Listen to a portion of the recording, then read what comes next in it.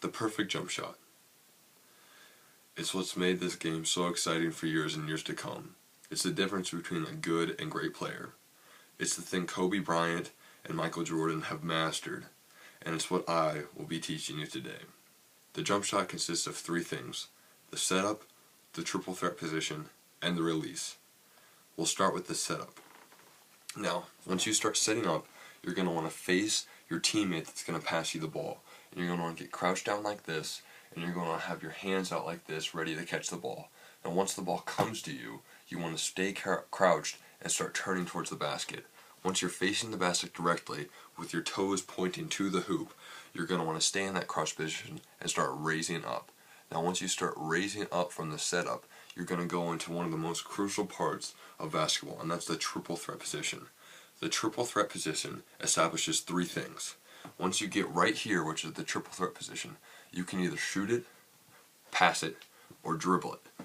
Now, the reason why this is so important is because once you get into this position, your defender doesn't know what's going to come next. So he has to be worried about the three things: the shot, the pass, or the dribble.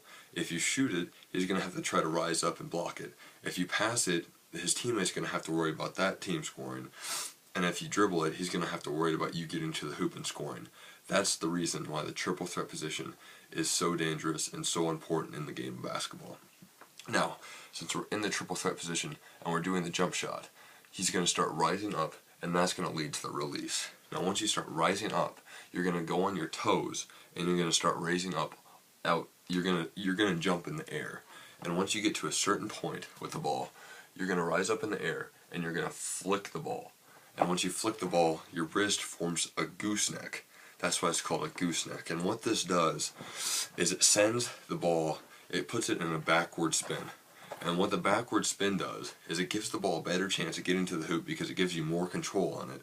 And once it hits the rim, no matter where it is, it has a better chance of rolling in as if it was going this way or if it was going the opposite way in a forward spin.